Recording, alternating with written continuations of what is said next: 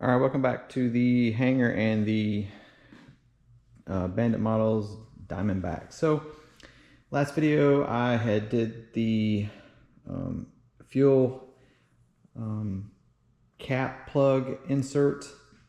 It's really it's a threaded cap for the fuel bung, as they call it, or the fuel pickup and the vent, and that it was done. This morning I went ahead and made the excuse me, the clunk. I didn't have any BVM clunk line that I normally use, which this feels like it, but I think this is the softer fuel tubing that you get sometimes with, like, I think I got it with T1 model stuff, or I got it from a friend that gets it from them, but it's very soft. So this will work, and it'll get me by. And then next time I do any kind of checkup on the jet, I will replace it with some BVM stuff. I'll probably pick up some BVM clunk line at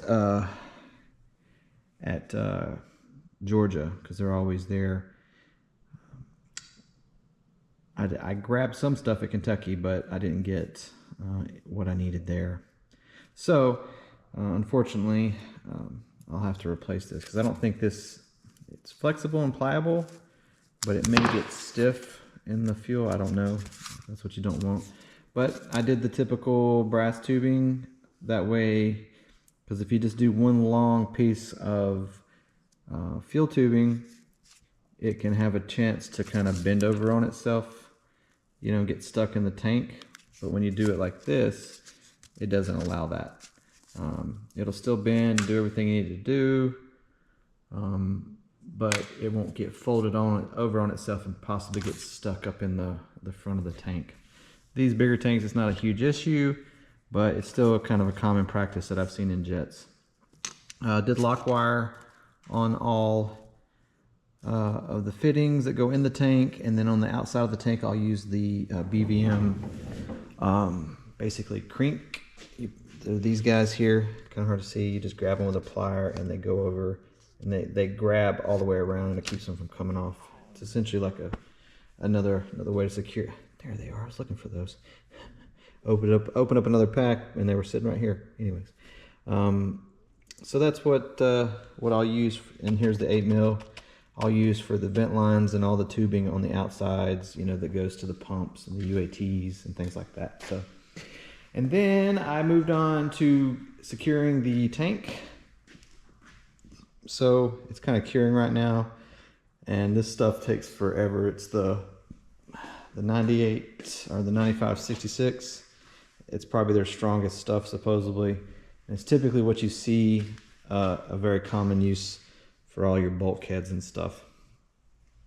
I did put a lock nut on the bottom of this ply mount, and that's what you kind of see, these two screws here, and it's the same. It's a standard, it's not metric, but it's the same. This is a 9/64, and this is the same screwdriver that I use to do the BVM wing bolts. For some reason, all their jets, even though they're made in Asia, are still standard. So, but it's curing.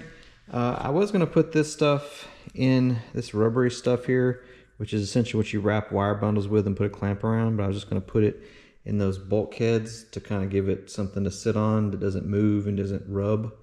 But the goop that I used to glue it in didn't stick to it. So, but essentially when I put the goop along the wood, it made the same thing. It just now has a rubber adhesive along the top of the bulkheads where the tank's sitting, so that's fine. And I kind of got a loose fit right now while this is curing, and you can kind of see it there. Give you an idea. There you go. The bracket that goes on the back, I'm not going to glue that. I said in the last video that I could probably glue it to the tank, but if you do that, there's no way to get the tank out. So it's designed to be removable for that reason, because you won't be able to get the, you know, tank out. So, I mean, I could possibly change the way it bolts in, but there's no need. So what I'll probably do is I'll probably take some rubber like a piece of rubber tubing and cut it, you know, down the middle, and then just basically put it over this, around this area here, to kind of hold it, give it some rigidity. Plus this is pretty sharp, so I don't want it rubbing. And that is it for today. This is kind of what's holding it up. Once this is finished curing, I'll go ahead and pull it back out, put the fuel pickup line in, and attach all the tubing to this, and then figure out where I'm going to do my vent. I'm probably going to do the vent just coming off, and I'll probably loop it. Give me, oops, sorry guys. Give me one loop up here just to kind of, so that when it's inverted, you're not like splashing fuel out. And then I'll just run it down, probably down into this area here, and have the vent right here in this area. And I'll use a typical, ooh, dang, do I have one? Crap. No, I do. I know I do. I already pulled that out. Thought I had a fuel vent up here somewhere. But anyways, hopefully I do. Darn it, I may have to order one. But I typically use the BVM high flow vent line because my taxi tank has the fitting on it and all that stuff. So I may have to order one. I thought I had one somewhere. But if not, I'll order one. Not a huge problem. But that's kind of it for today. I gotta get ready and go to a wedding.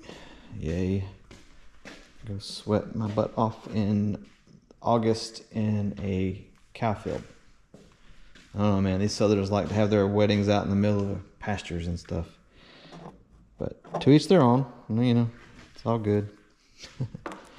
So, you guys take it easy and cheers. Happy Saturday.